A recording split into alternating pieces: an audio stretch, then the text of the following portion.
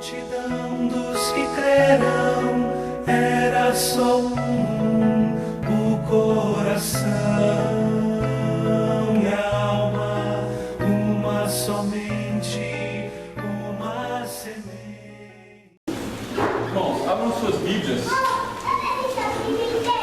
em Atos dos Apóstolos.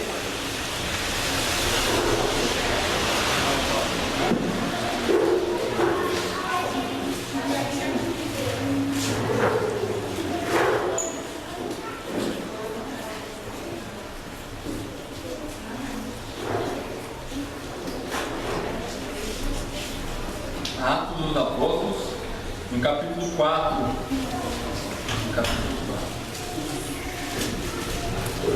Meus irmãos, semana passada nós trabalhamos o Evangelho do Senhor segundo os Escritos de João, no capítulo 1, do verso 1 ao 5, e nós tratamos sobre a encarnação de Cristo. E a mensagem da semana passada tem um propósito de ser. Nós trabalhamos a respeito da encarnação, trabalhamos a respeito da Trindade e trabalhamos também a respeito de quem é Jesus. De acordo com as Sagradas Escrituras, quem é Jesus? E nós vimos bastante a respeito de Cristo Jesus, para que hoje nós iniciássemos uma série de mensagens a respeito de Cristo Jesus ser o único caminho para Deus. O único caminho para Deus. Ontem, no culto de jovens, eu fiquei muito grato a Deus pelo tema que foi tratado. Porque é o mesmo tema de hoje. O pregador de ontem, que foi o Vinícius, trabalhou o que eu vou trabalhar hoje e nas próximas semanas. E eu fiquei imensamente grato a Deus, porque este é um tema urgente para a vida da igreja.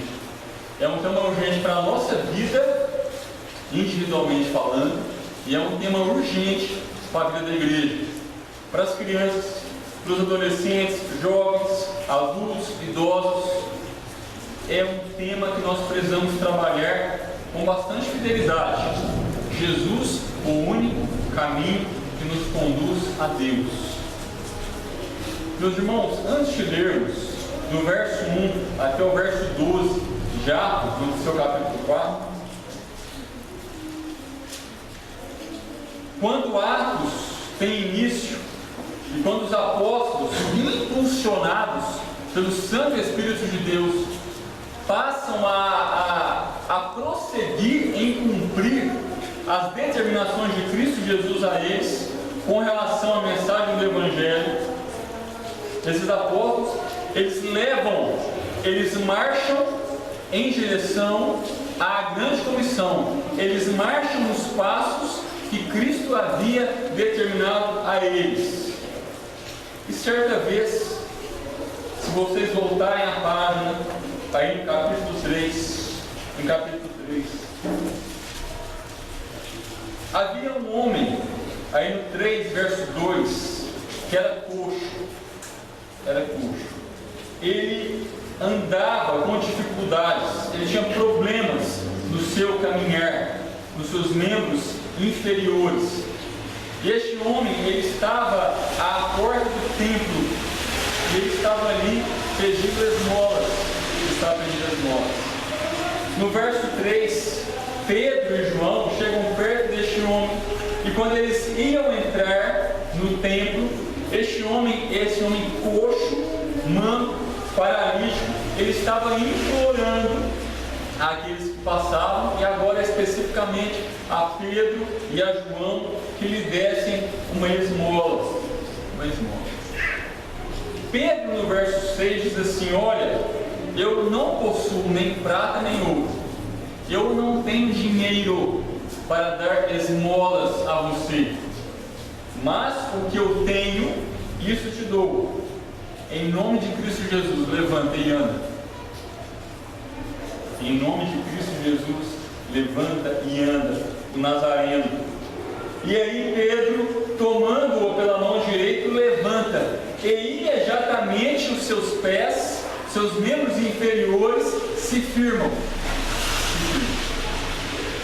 No verso 8, de um salto, este homem coxo se põe em pé, passa a andar, e ele entra com Pedro e João no templo, saltando e louvando a Deus.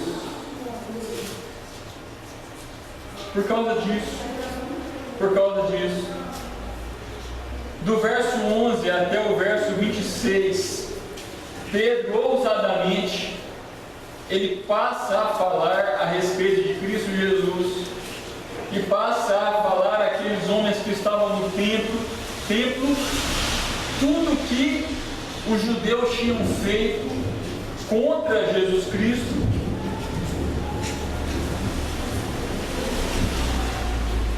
E Pedro passa a proclamar todos os acontecimentos e proclamar a Cristo Jesus e a mostrar Cristo Jesus àqueles homens. Passa a mostrar àqueles homens que Cristo morreu e convinha que ele morresse, eles tinham que morrer. E diz também que Cristo ressurgiu. E Pedro, ele proclama em alto e bom som sobre a pessoa de Cristo e sobre a obra salvífica que só Cristo poderia fazer. O Deus encarnado que nós vimos na semana passada poderia fazer. E Pedro aqui, ele diz a esses judeus e àqueles que o estavam ouvindo que Jesus é o único caminho para Deus. O único caminho para Deus. Muito tempo passou desde quando Pedro fez essa pregação. Muitos anos se passaram daquele momento até o nosso presente século, até o mundo em que nós vivemos hoje em dia. O mundo em que vivemos hoje, meus queridos irmãos, é um mundo pluralista, onde as verdades absolutas estão sendo substituídas por mentiras ou por verdades relativas. É um mundo onde as verdades absolutas, onde o absoluto é jogado ou chutado para longe. É um mundo onde as pessoas preferem abraçar o incerto, chamando o incerto de certo e chamando o certo de mentira ou de prepotência. Um mundo pluralista, globalizado, onde nós ficamos sabendo, onde nós sabemos de tudo que ocorre em fração de segundos, onde o pluralismo ou a pregação do incerto tem voado para todas as regiões do planeta Terra em fração de segundos. Tem percorrido nossas casas em fração de segundos. A crença de que Jesus Cristo é o único caminho para a salvação, é o único caminho que nos conduz a Deus, hoje em dia é considerada cada vez mais arrogante e até mesmo detestável. Se eu disser que Cristo Jesus é o único, verdade absoluta, caminho para Deus, eu estarei me portando como um arrogante e detestável. Em face dessas críticas, muitos de nós recuam diante da afirmação da necessidade global de conhecer Cristo e de crer nele. Por que é que nós, como cristãos, estamos recuando? O mundo pluralista é forte demais, eu sei. O mundo globalizado é potente demais, eu sei. Mas nós estamos recuando. Hoje em dia nós não somos mais ousados.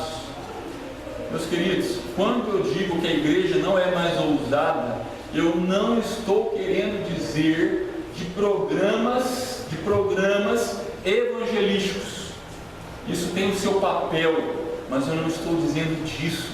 eu estou dizendo na nossa vida.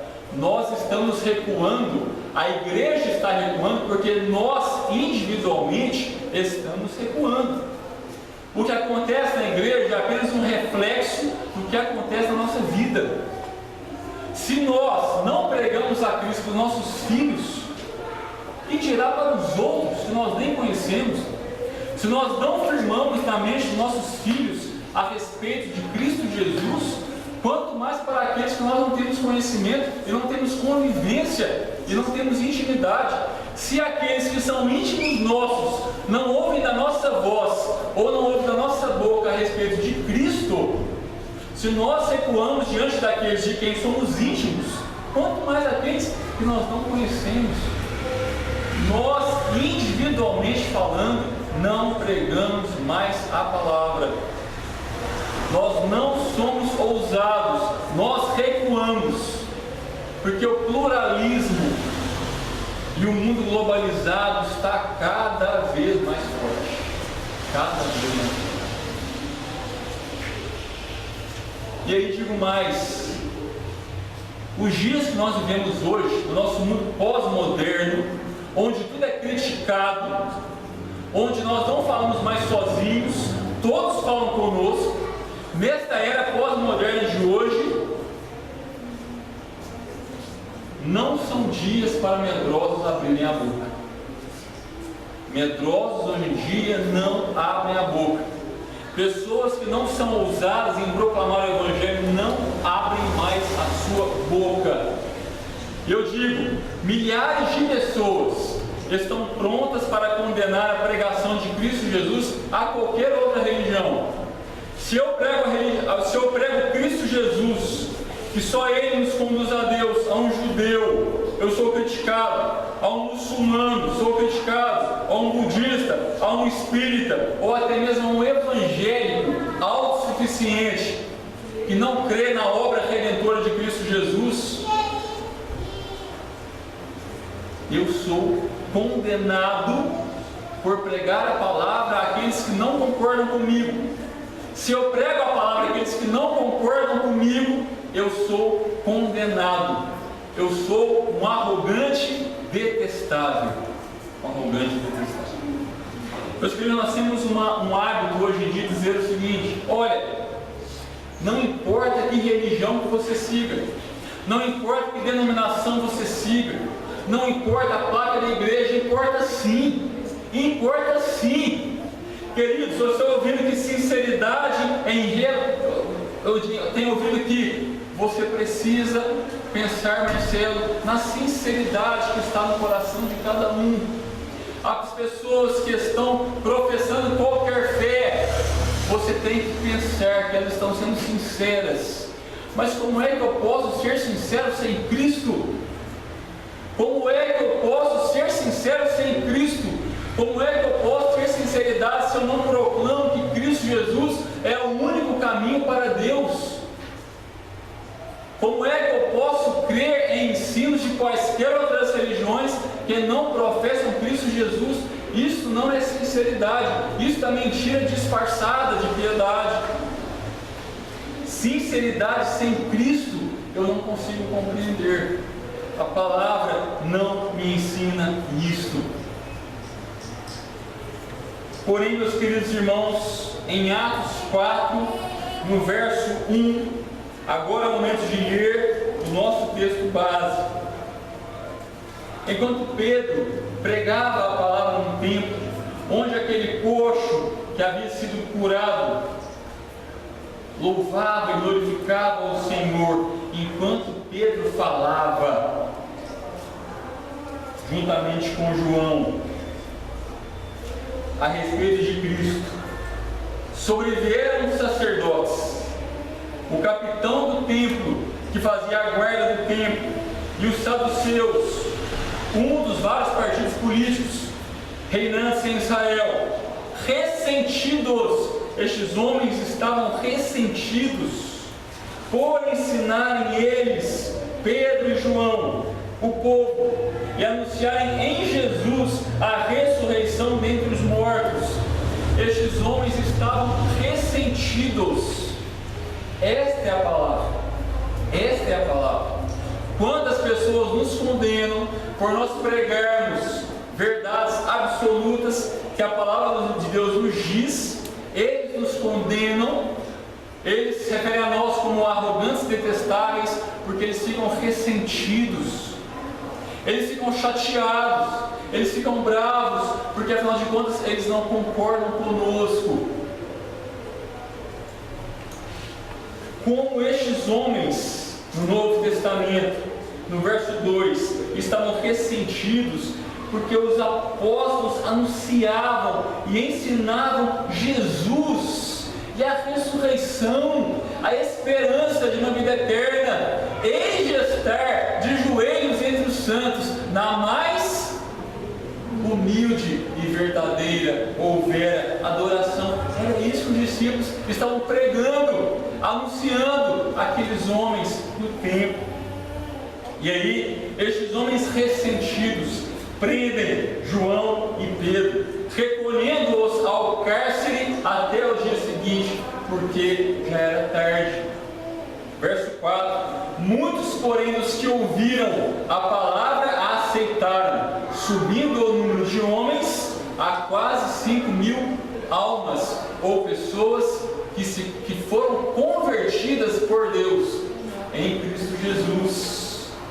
No verso 5: no dia seguinte reuniram-se em Jerusalém as autoridades, os anciãos, que eram homens respeitados no meio de Israel, e os escribas, conhecedores do Velho Testamento, da lei de Moisés, dos profetas. Reuniram-se com o sumo sacerdote Anás, Caifás, João, Alexandre e todos que eram da linhagem do sumo sacerdote. Pondo-os perante eles, os arguíram e perguntaram assim a João e Pedro: com que poder, ou em nome de quem fizestes isto? Então Pedro, cheio do Espírito Santo de Deus, lhes disse: autoridades do povo, Romanos 13, autoridades do povo e anciãos, visto que hoje somos interrogados a propósito do benefício ou do milagre feito a um homem enfermo, coxo, e do modo pelo qual foi curado, tomai conhecimento, vós todos e todo o povo de Israel, de que, em nome de Jesus Cristo Nazareno, a quem vós crucificastes e a quem Deus ressuscitou dentre os mortos, sim, em seu nome, no nome de Cristo Jesus Nazareno, é que este homem está curado perante vós. E de forma ousada, estes homens proclamam o nome de Cristo Jesus como autor daquele milagre feito ao homem coxo, paralítico. E Pedro continua: este Jesus é pedra rejeitada por vós, os construtores, a qual se tornou a pedra angular. Nenhum edifício, nenhuma igreja permanece em pé se Jesus Cristo não for a pedra principal, a pedra angular. Nenhum edifício, nenhuma igreja permanecerá em pé se Jesus Cristo não for a base, o centro dessa igreja, ou dessa comunidade, ou deste edifício. Se para nós aqui Cristo não for o centro, esta igreja ou este edifício ruirá, espiritualmente falando. Se o centro da nossa vida não for Cristo, se o centro da nossa família não for Cristo, se Cristo não for a pedra angular na nossa família, a nossa família ruirá. Pela misericórdia de Cristo haverá conserto, se for da vontade dele, sim. Mas a ruína, ela ocorre quando Cristo Jesus não é adorado como o centro da nossa vida. Vamos parar com a história de nós colocarmos Cristo no centro. Nós não colocamos Cristo no centro. Nós não edificamos Cristo. Nós não o colocamos como pedra principal. Nós não colocamos Jesus Cristo como sendo a nossa vida. Vamos parar com isso. Ele é o centro. Ele é o centro. Se nós não reconhecemos isto, é pecado nosso, é ruína nossa, é condenação nossa. Mas ninguém tira Cristo do centro. Ninguém coloca Cristo no centro. Ele lá está e permanecerá eternamente. Creiamos nisso ou não. Esta é uma verdade absoluta que nós temos que nutrir em nosso coração dia após dia. No verso 12, Pedro diz assim: e não existe salvação em nenhum outro. Percebam o que Pedro diz. O tema das nossas mensagens dos próximos domingos e de hoje é Jesus, o único caminho para Deus. O que Pedro fala no verso 12 de Atos 4? E não há salvação em nenhum outro. É a mesma coisa. Pedro diz em alto e bom som aqueles homens ressentidos. E não há salvação em nenhum outro. Por que, Pedro? Porque abaixo do céu não existe nenhum outro nome dado entre os homens pelo qual importa que sejamos salvos. Percebam que Pedro diz a estes homens ressentidos, essas autoridades de Israel, que quem curou o coxo foi Cristo. Foi Cristo. Mas percebam que Pedro, ele não continua falando da cura do coxo. O coxo não é o centro. A cura não é o centro. Percebam que Pedro fala que o benefício feito ao coxo foi por causa de Cristo Jesus o Nazareno, mostrando de onde Jesus veio, para que se cumprisse as profecias do Velho Testamento. Porém, Pedro continua dizendo, deixando o coxo de lado. A história do coxo já foi dita, foi Cristo quem o curou. E aí Pedro vai um pouco mais para baixo dizendo, e não há salvação em nenhum outro. Deixa a cura de lado, a cura já foi feita, esqueça da cura. Este homem que foi curado, ele já rendeu louvores ao Senhor. Chega! Vamos falar de salvação, é isso que importa. É isso que importa. E Pedro diz que não há salvação em nenhum outro, porque abaixo do céu não existe nenhum outro nome dado entre os homens pelo qual importa que sejamos salvos. Não há outro nome, não há outro nome, não há outro homem, não há nenhuma criatura sequer que possa salvar senão Jesus, Porém, queridos, eu tenho algumas coisas para dizer aos irmãos. Eu não quero ofender ninguém esta noite. O que eu vou dizer aqui é para que os irmãos, juntamente comigo, pensem nessas palavras que eu vou dizer a vocês. Queridos, hoje em dia, neste mundo pluralista, neste mundo globalizado, o que é que nós estamos dispostos a aprender? O que é que eu quero aprender? Eu quero aprender a respeito das Escrituras, ou eu quero aprender qualquer outra coisa que não as Escrituras? De domingo a domingo, se vocês ligarem as televisões, vocês ouvirão o que vocês quiserem, o que eu quiser, o que vocês estiverem dispostos a aprender, liguem a televisão e vocês aprenderão. O problema é que nós estamos aprendendo muitas coisas ruins, muitas coisas falsas com relação ao Evangelho, e nós estamos proclamando essas falsidades ao mundo. Nós não lemos a Bíblia em casa, nós não oramos em casa, nós não temos compromisso com Deus, nós não temos compromisso com Cristo, nós não honramos o nome de Deus.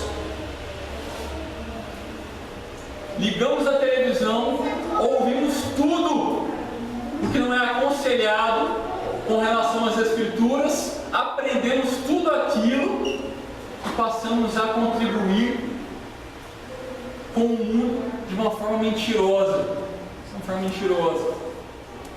Meus queridos, hoje em dia nós estamos dispostos a oferecer Jesus não como Salvador do mundo, um atrativo psicológico.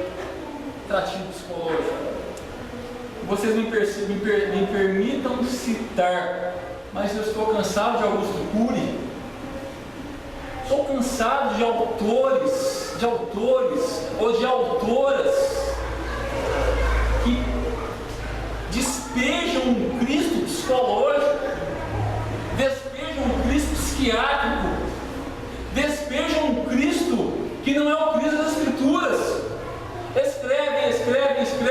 Escrevem e não falam no Cristo ressurreto, não falam no Cristo que é o centro da história, que é o centro da vida, mas passam para nós um Cristo psicológico.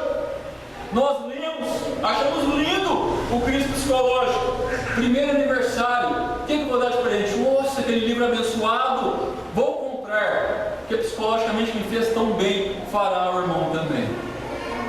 Tem aprendido uma série de ignorâncias bíblicas e tem passado essas ignorâncias para frente. Para frente. Que coisa, que coisa. Meus queridos irmãos, o ensino de Jesus é atraente. O ensino de Jesus é atraente. Não é atraente. O ensino de Cristo não é atraente. Não é atraente. O ensino de Cristo Jesus, ele é confrontador. É confrontador. E quando nós somos dele de verdade, quando eu olho para a cruz de Cristo, como nós acabamos de cantar, quando eu olho para a cruz de Cristo e eu sou dele, esta cruz me atrai, eu passo a ser confrontado. Porém, o ensino de Cristo Jesus, meus irmãos, ele não é atraente, ele não faz o gosto do freguês. O problema é que as igrejas de hoje estão querendo fazer o gosto do freguês ou o gosto da freguesa. O que vocês preferem ouvir? O que vocês preferem escutar? Nós preferimos ouvir o Cristo psicológico. Nós não preferimos ouvir o Cristo que confronta. O Cristo, ou o ensino de Cristo que bate na gente, nos chama à realidade da palavra de Deus, nos chama à realidade do Evangelho. Eu não estou dizendo isso aqui para a igreja, eu estou dizendo isso individualmente, para que nós vamos em casa primeiro e tragamos esta realidade para cá. Para cá. Nós precisamos viver uma vida que não faça o gosto do freguês, porque Cristo não faz o gosto do freguês. Cristo confronta, o ensino dele confronta. Se a proclamação de Cristo, se a proclamação de que Cristo é o único caminho para a salvação aborrece alguma pessoa, se isso ofende, nós não podemos mais pregar essa verdade. Porque o gosto do freguês, o freguês não pode ser aborrecido e ele não pode ser ofendido. O problema é que o ensino de Cristo Jesus aborrece e o ensino de Cristo Jesus ofende. As pessoas ouvem que são pecadoras. Não. Eu não sou pecador, não. Eu sou muito bom. Eu não sou pecador. Isso ofende, isso aborrece, isso deixa pessoas ressentidas, aborrecidas. Se elas ficam aborrecidas ou ofendidas, eu não posso mais falar dessa verdade absoluta. Eu preciso passar um verniz atrativo para que as pessoas permaneçam assentadas, sem serem aborrecidas ou ofendidas. O problema é que a palavra ofende, meus irmãos. O problema é que a palavra ofende, aborrece. Eu preciso dizer isso para os irmãos. Se nosso ouvinte não vai se sentir acolhido com a apresentação da verdade das Escrituras, devemos então anunciar qualquer outro tema. Afinal de contas, nós não podemos indispor quem nos ouve. Eu quero dizer algo para vocês com bastante seriedade. Eu não me preocupo se as pessoas vão se indispor ou não com a mensagem da palavra. Eu preciso ser franco com os irmãos. eu não estou preocupado se alguém se indispõe com a verdade das Escrituras que eu digo, porque eu não posso deixar de dizer aos irmãos, ou a quem quer que seja, a verdade da palavra. Eu não quero acolher vocês num sentido psicológico. Eu não quero acolher vocês com falsidade. Eu quero acolher vocês com verdade. Eu quero que vocês também me acolham com verdade. Nós precisamos nos acolher em verdade. Nós não podemos nos preocupar com indisposições ou ressentimentos quando a palavra do Evangelho está sendo pregada de maneira fiel. De maneira fiel. Meus irmãos, hoje, quando o ouvinte ele fica insatisfeito, ele chega no pastor ou chega no pregador e diz assim: eu não gostei da mensagem de hoje. Eu achei que a sua mensagem foi ofensiva. Você disse que Jesus é o único caminho para Deus. Eu não concordo. Eu acho que a sua mensagem foi ofensiva. Se eu dou margem e aceito essa crítica, sabe o que eu estou fazendo? Eu estou dando mais poder e autoridade a este ouvinte insatisfeito e ressentido do que as Escrituras. E eu não posso dar mais poder e autoridade a uma pessoa, porque ela não tem mais poder e autoridade do que as Sagradas Letras. Meus queridos, o crente insatisfeito e ofendido, ele deve fazer o quê? Ir embora da igreja? Não. Ele deve se humilhar diante do Senhor e pedir perdão por ressentimentos que ele está tendo de acordo com a mensagem das Escrituras. Se vocês se ofenderem por algumas coisas ditas que não são fiéis à palavra, vocês podem sim ficar insatisfeitos. Porém, se a palavra está sendo pregada com fidelidade e vocês não aceitam, é hora de dobrar os joelhos e se render à verdade das Escrituras. Marcelo, como é que eu sei que as Escrituras estão sendo pregadas com fidelidade? Com estudo. Com humilde e reverente estudo das Escrituras. E com muita oração. Mais um pouquinho, meus queridos irmãos.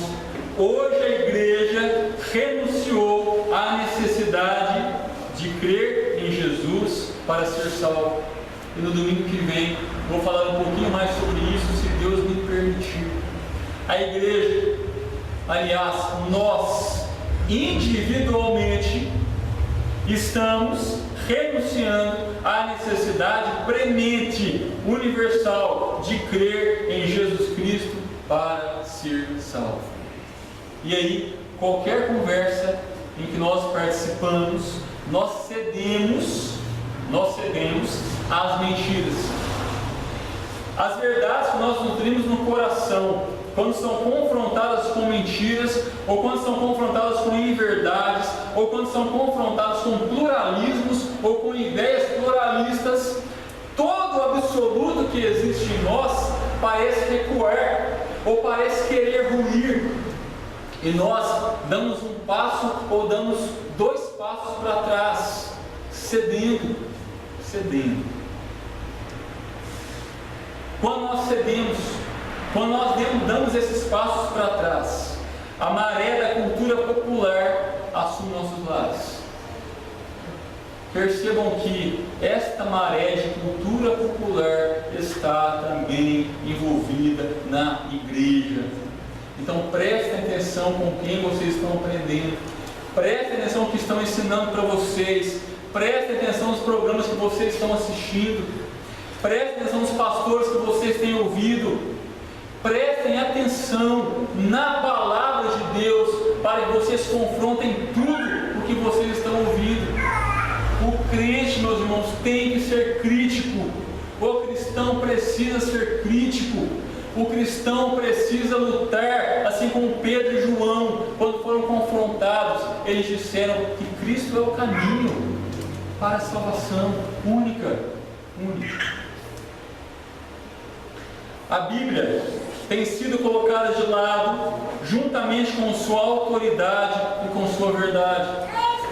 Textos esparsos são estudados de uma forma totalmente desleal. Ao invés de textos serem estudados de uma forma sistemática ou de uma forma toda ela bíblica, do Gênesis ao Apocalipse, a Bíblia tem sido colocadas palavras na palavra de Deus que não são palavras reveladas pelo Santo Espírito. Eu pego textos isolados e prego em verdades. Eu pego o texto sagrado, recorto um texto e faço desse texto uma verdade que destoa do resto das Escrituras. Eu não posso fazer isso, eu preciso ter cuidado. Com isso, a palavra tem sido colocada de lado com sua autoridade e com sua verdade. A questão é que o evangelista João, no capítulo 8, no verso 32, ele diz que a verdade liberta. Conhecereis a verdade vos libertará. A verdade que é Cristo nos liberta da escravidão do pecado. A verdade que é Cristo nos liberta da escravidão da mentira. A verdade que é Cristo nos liberta da escravidão do pluralismo, do mundo globalizado, do mundo pluralista, do mundo que não se rende ao absoluto.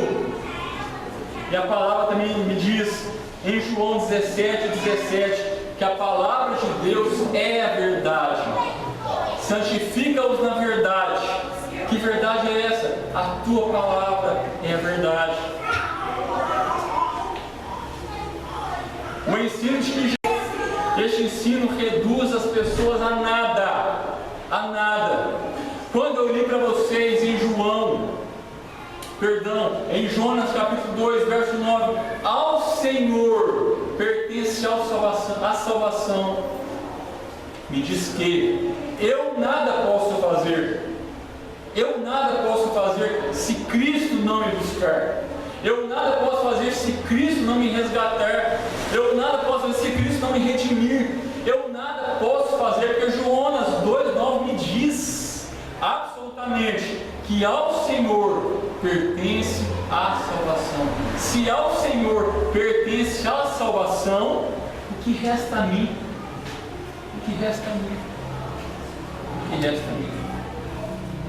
Meus irmãos, quando eu digo que ao Senhor pertence a salvação, eu digo que eu não consigo comunhão com Deus sem Cristo. Eu, Marcelo, não consigo ter comunhão com Deus sem Cristo. Essa é uma verdade. As pessoas estão buscam Deus, e eu ouço muito que nesta era pós-moderna as pessoas são muito espirituais. Mentira! As pessoas não são espirituais, as pessoas são enganadas. As pessoas se enganam, gostam do engano e permanecem no engano. É assim a pessoa sem Deus, é assim a pessoa sem Cristo. Meus queridos, o ensino de que Jesus é o único caminho para Deus é a maior prova de amor de Deus em relação ao homem. Quando eu digo que Cristo é o único caminho que me conduz a Deus e que eu tenho comunhão com Deus através de Cristo, é a maior prova do verdadeiro amor que nós vemos lá em 1 João hoje 4, de Deus para com o homem. Sabe como que o mundo chama este ensinamento bíblico? Arrogância. Sabe como a palavra de Deus chama este ensinamento? Amor. Mas Marcelo, um ensino que me reduz a nada, isso é amor? Um ensino que me mostra que eu não consigo nada sem Cristo é amor? É amor. Porque Deus amou ao mundo de tal maneira que deu seu Filho unigênito para que o mundo não pereça, mas tenha vida eterna. Meus queridos, abram por favor, folhem um pouquinho mais aí para frente, para nós encerrarmos esta mensagem. Atos, capítulo 26, do verso 16 ao verso 18. Jesus é o único caminho que me conduz a Deus. É uma verdade absoluta, inegociável, que se opõe a nós.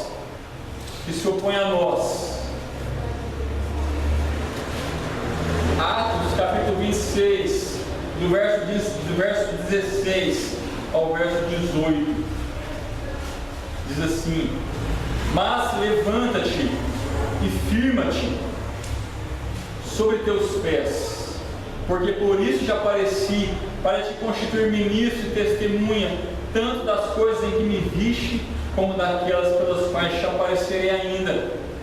Narração de Lucas a respeito do encontro com Paulo, com o rei Agripa.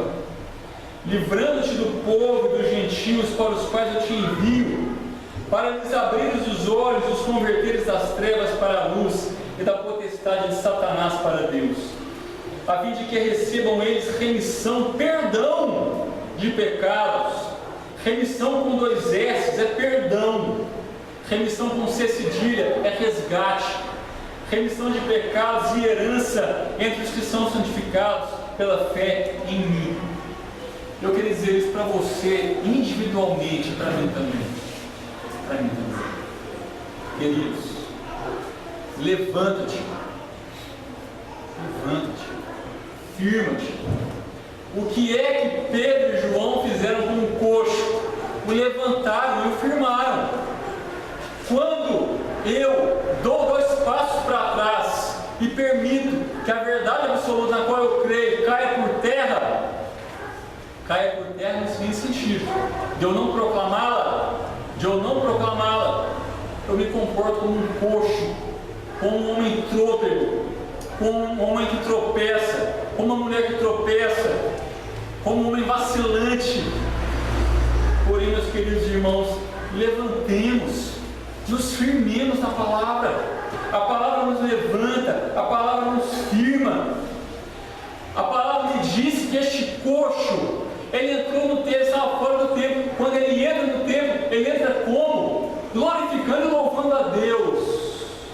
Que o Senhor nos levante, que o Senhor nos firme, para que nós sejamos testemunhas que não retrocedem, testemunhas no verso 17, que foram enviadas, assim como Paulo foi enviado, que foram enviadas, para que, meus irmãos, no verso 18, para abrirmos os olhos daqueles que se convertem da luz, das trevas para a luz. Nos levantemos, aliás, sejamos nós levantados, sejamos nós por Deus firmados, para que nós sejamos testemunhas, sejamos enviadas, para que da nossa boca, da pregação do Evangelho, a nós confiada, muitas pessoas abram seus olhos e se convertam das trevas para a luz, a fim de que essas pessoas recebam perdão,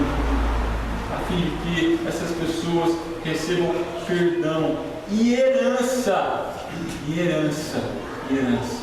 Eis que estarei com os santos, reunidos de joelhos, na mais humilde e vera ou verdadeira adoração.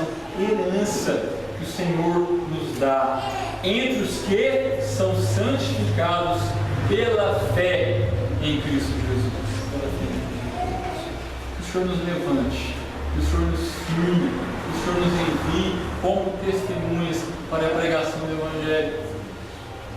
Terminando, meus queridos, Marcelo, como é que eu posso pregar o Evangelho? Meus irmãos, pregue o Evangelho com a boca, fale, pregue o Evangelho com a sua vida, seja honesto, seja íntegro, seja fiel, seja um homem de família, Seja uma mulher de família, cuide da sua namorada, cuide do seu namorado, honre esse relacionamento. Cuide da sua noiva, honre seu noivo, cuide desse relacionamento.